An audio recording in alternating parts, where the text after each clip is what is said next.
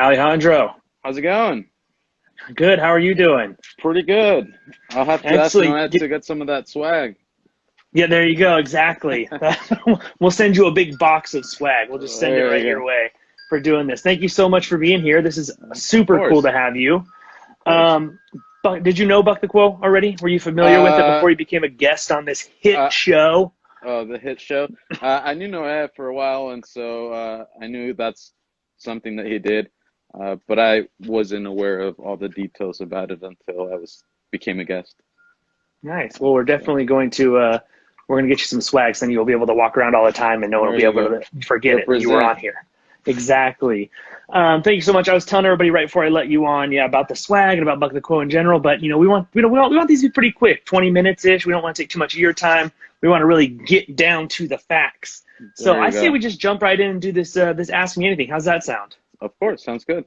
Killer. And everybody remember, if you're watching live, be sure to ask a question because it could score you some swag and you'll get a dope answer, I imagine. So Let's hope. um, let's fingers crossed. So let's jump right into, let's start. I want to start in the present and then we'll go backwards and work our way forwards, kind of a little loopy loop.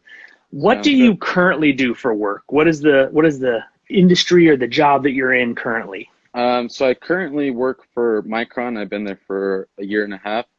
Uh, Micron's a memory and semiconductor technology company, and so my job is to help process engineers. Process engineers are engineers that are coming up with new technology, and so I support them through. They send me down some samples. I find the elemental composition. I do my findings, and then I write a report and send it back to them to see what they can develop with my reports. Excellent. So I bet some of your reports have led to have been a part of some pretty big, cool tech stuff, Uh, right? yeah. So everything you gotta start somewhere, and then eventually leads to some nice patents and future technology. Look at that. That's awesome. So that's what you do currently, working at Micron.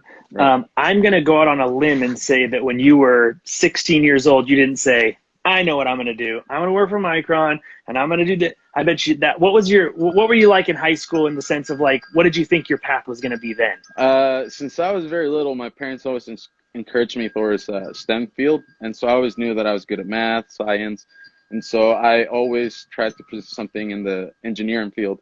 But I was more towards civil engineering. I like Okay. to bridges, buildings, big structures, and it wasn't until college that I took a material science class where I decided to change my major and go a different path. I more on an atomic level instead of big bridges. Right. So Was that those changes along the way? We have a lot of people we talk to, with Buck the Quo that say, I don't know how I'm going to go from where I am right now to that place. Or maybe they'll even say like, I know what I kind of want to do, but there's like 100 steps. What's your advice to someone as far as, that it's okay to change, that the route can be a little back and forth or zigzaggy? I mean, it sounds like you kind of made some changes. Was yeah, that helpful for you? yeah, no, definitely. I don't see myself doing anything else at this moment. So just don't be scared of the future. If you have a change and that's something that you really want to pursue and love, then go for it. Just because ultimately you want to do something that you love for the rest of your life instead of something that you're kind of in between about. And so just go full speed at it. That's great advice. I think that's one of the keys in the sense of the zigzag path is like if you if you're going to get worried about how you get to the next one, you're never going to grow and change and adapt, right? Correct. It's okay when something comes your way that makes you change because like you're saying, you ended up doing something that you love Yeah. and that was not on the radar when you were Nope. thinking about building bridges and stuff. Yeah, no, just that one class that I took, and I was like, yeah, this is what I want to do. This is what I want to study, and so just it was crazy, just because all my life I thought I was going to be a civil engineer, and then out of nowhere I just changed, and so That's wild. That's wild. It's easy to get yourself like that's the job I want, that's the thing I want to do. But then you end up realizing like that one thing can be actually a lot of things connected to it. Like I bet that I'm wondering actually, are there similarities between that kind of civil engineering, bridge engineering, and this engineering, like on like education or a technical level, like little pieces that you kind of take over? Yeah, I mean, you have to take the similar foundation courses, and so uh, it's connected in that way, but it's totally different fields. And um, but yeah, same field, same engineering, same building, same professors, Wow, and so it was like that. I saw that's a question crazy. that says, "What's it Yeah, like working for a working big for a company big like company. Micron?" It's a little bit different. I worked for smaller companies, and this one it's in a sense you're a small piece of the big puzzle, and so even though you're just that one person on a huge company, you're able to see that you're able see some contributions, and even the CEO can send you an email that your group is doing amazing work, and so that's really rewarding. You get great benefits, and yeah, no, you're able to do more with the community as well, because Mm, Micron helps a lot of the community, and so right. um, you're able to help them out through them, and they give you great opportunities to help uh, people around. So Yeah, that I'd say it's pretty rewarding. that's great. That community aspect is really, really cool. A lot of people don't think about that. Like they look at a Right, company like, oh, there's a job, right, or there's the job I want to do for this company. But then when you get to them and maybe they do great stuff in the community and they have these big things, even though it's a big machine, it can do a lot of different things. right, right. What's your there are a lot of like rewarding parts you were saying. What do you think is your favorite part about your current job? Since you're in a bigger place than or a place you didn't expect to be, what's the one thing that you're like, man, I love this about what I do? Right. I think it's going into work and learning something new almost every day. Um, and that's something just because I'm an entry level engineering. Uh, and so I get to learn uh, new things every day that I go into work. And I think that's really rewarding. And I guess a misconception about my job would be that uh, when you're hired from college from a 4-year degree, you don't have to know everything about the job. The company, such as Micron, since it's so big, they're able to train you and shape you into a great worker and a great engineer for future. And so that's something that I see really rewarding, is that I'm able to learn something new, but even though I didn't know, they can train me on it and catch me up to speed with all the PhD level engineers there. So That's cool, man. It makes you're always getting better. You're always right, right. growing Yeah. nonstop, right? So something interesting about Micron is that they have these courses that you can take, and it builds you up to know everything you have to know about your job. And so there's courses, there's professors there that you can take classes to be the best self that you can be. I was gonna my next question I was gonna ask was, the school that goes into it and the training that goes into it. And but it sounds like, you went to a university, got that degree, and then you still have opportunities to be in classes because all the Right. stuff you're learning you can actually put into practice. Is that how it works? Yeah, You yeah. can actually like use the things they teach you. Yeah, I think 4-year college degree gives you a gives you a great foundation of what's to come after that. What's your professional career going to look like? And so it helps you in that sense. It helps you. I think the biggest one would be networking. You're able to Mm, network with your professors. You're able to network with uh, certain jobs that you have relating to your uh, job career. And so mm. I think that networking aspect is one of the biggest parts about college. So Cool. very, very rewarding. Now I'm not on this next question. I'm not saying if you're watching this right now, I'm not saying that you shouldn't focus in school, okay? But this question is this. When you were in high school Right. and there were classes that you were just like, I don't need to know history. I'm never going to use geometry. Those classes, is that kind of like the opposite of what you see when you went to college and in your career field now, where instead of it being stuff where you're like, how am I ever going to use this? It's more like, oh, this is really pertains to the thing I love. Because I Right. bet, did you have some classes in high school where you were like, This is Uh, boring. I don't need this. oh yeah, definitely. For me, it was like English. I was like, the English. I'm going into a engineering field, so I never thought I was gonna write. I never thought I was gonna have to be a fast writer, fast reader. And actually, at my job, I get to do a lot of that, and so that's something that is crazy to me. Yeah, I didn't like history or classes like that, but at the end of the day, it shapes you into being a faster learner. You're able to think faster. You're able to learn things a little different, and so Yeah. it shapes the mind the way you think. Yeah, for sure. The way you think, the way you learn. Yeah. That's awesome. Another great question coming in from the line here. What do surface scientists do for fun? What are your like hobbies, things you do when you're not working? I love playing volleyball. I was playing volleyball yesterday, and so that's one of my favorite hobbies.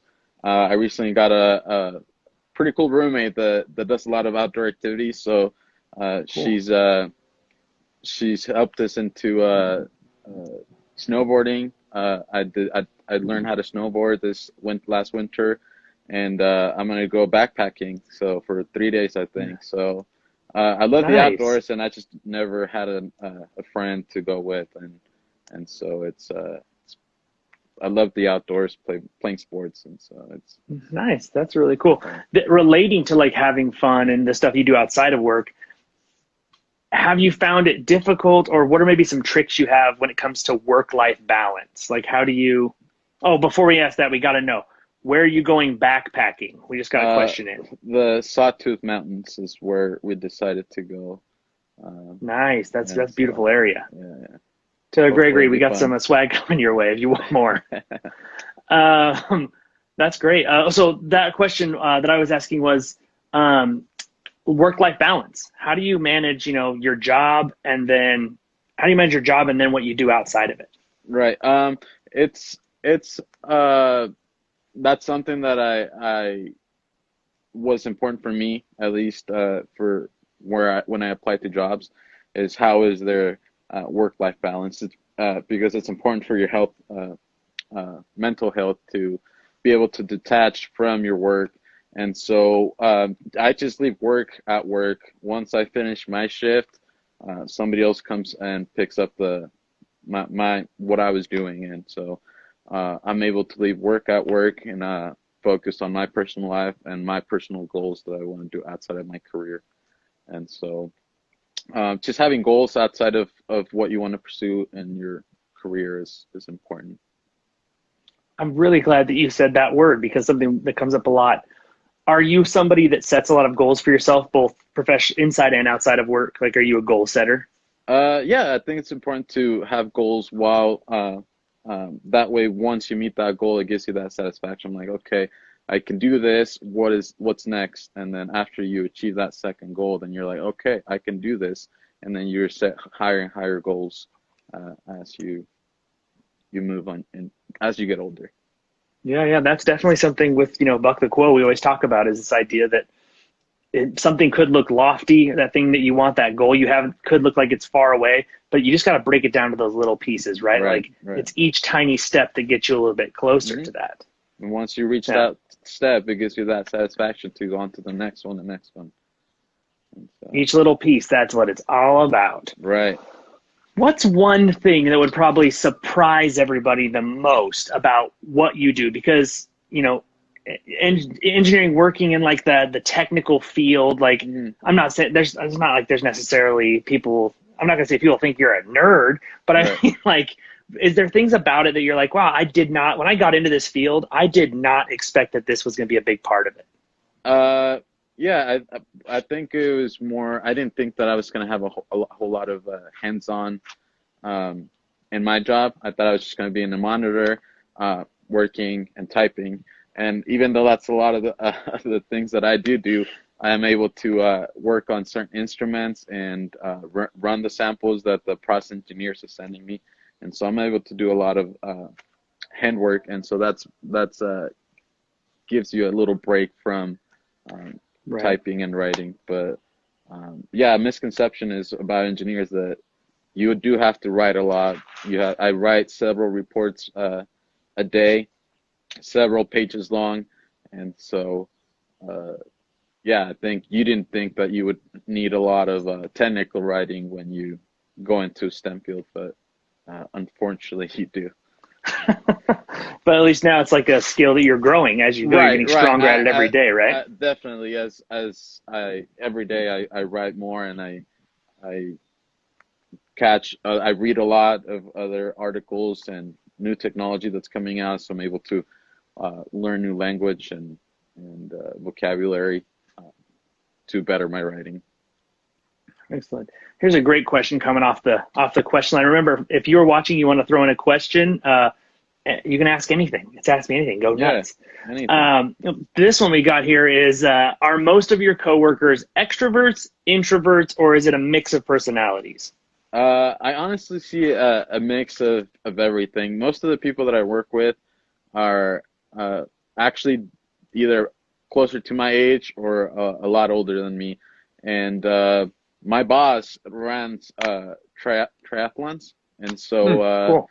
he was just in Europe this last summer. So he loves exercising. He loves the outdoors. Um, and so I think it's just a misconception about extroverts and introverts. I think everybody's a little bit of everything. You just show some more parts with more people uh, that you work with, and so Yeah, absolutely. It's good to have a mix, you know. I mean, right, people are people, there's so many different kinds, but it's nice to have, a mix of the people that are on both sides, right? right. I think Balance. that creates a better team as well, just because you don't want a whole lot of strong personalities crashing into each other, and so a mixture of everything creates a great team. And speaking of teams, there's like in high school, you get like group projects, and some people are like, I love a group project. Other people are like, I just want to do it on my own. Right. Which one were you? Were you kind of like do it myself, or were you always kind of a team player? And how does that work in your life now? I always struggled just because in high school you have the the slackers, the people that do all of the project, and you know, and so right now when we have projects, it's nice that we have all these. We all like to contribute to it because you want to be you're passionate about what you're doing, and so you want to contribute to those projects and make the team succeed. And so uh, in high school, I was always the I'll help, I'll do my part, but I'd like to include everybody, even if they don't think they can do it. I like to bring them in on the stuff that they are better at, and so they're also contributing and feel rewarded. That's great. There's a great hard hitting question that just came off the Oh, line here. MJ or LeBron? I mean, I wow, mean, this is it. This is the real question. that is the question of the century. No, for me, I grew up watching LeBron, and so I didn't get to see MJ play, but I do respect MJ. But for me, I'm a LeBron guy, and so uh, It's it's great. LeBron. It's great. And, whatever the answer, it's Yeah, always going to be one or the other, they're both great players. They're both great players, but you always have to put one over the other, and for me, it's LeBron. What's another great one we have on here? Oh, do you have any pets? I do. I have Luna. Come here, come here. Well, maybe she Guest doesn't want. appearance, Come. maybe. So this is Luna. And Hello. she's 2 years old. Her birthday's coming up on the 25th, so she's gonna be Nice. two. Great. I love dogs. My parents have one of her siblings, and they love playing. I And it's bet. something that I love doing. Just walking my dog, take him to the park, and gives you a little bit away from the screen or TV at least once a Yeah, yeah, day. yeah. So. Is that important in your life, you think, like just to maintain kind of that balance is to take some time away to calm your mind? Oh yeah, yeah. I think that's a great reason why a lot of people have dogs is to create that separation between the TV and the outdoors. And so you're like, oh, I have to go walk the dog. It gives you that mental break, and you're just playing with your dog and not caring about anything else. Well, taking a break, you brought up TV, and I think we got to go back to this question because it came up the second part of it. But did you see The Last Dance, the 10-part Michael Jordan documentary? I did, and that's something that I'm like, oh, that's why I recognize MJ's greatness, because he was a great player in his era. But like I said, I didn't get to see him play. All I see is his great highlights, and they are great. That's why he's called the GOAT. And so there you go. I do respect him, but LeBron. Earlier, sports-wise, you mentioned, and I think you said volleyball, right? Right. How'd you get into that, or why is that one of your favorite, hobbies? Actually, I in high school I played baseball and basketball, and I did a year of football. But it wasn't until college I did several intramural sports, and so I always tried to get myself involved in college and high school with as many things as I could. And so intramurals was one of them, and I got invited to play, and ended up loving it. I got better and better every time. I wasn't great because I didn't know how to play, but I played every day for a whole summer because it was fun, and it was sand volleyball, and so it was great. Made great friends, and it's just you become better the more you practice, and that's why I love it. That's life. That's a life's motto, man. The more you practice, the better you get, right? There you go. Yeah. Well, okay. I mean, I've had you here for almost 25 minutes, so I think I'm going to let you go and get your evening going. But thank you so much for joining. If you're watching this in the future, please, any viewers, and you have any questions that maybe come up, hit us up, send us a DM, comment on the video, you can send us an email, just track down Buck the Quote, and I'm sure that, would you be open to answering some more questions if we had some come in?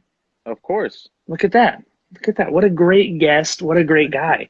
Thank you so much for being here. We really appreciate it, and have a great week. Have a great everything. Yeah. Thank you for having me. All right. You as well. All right. We'll see you later. Bye. Buck the Quote signing out.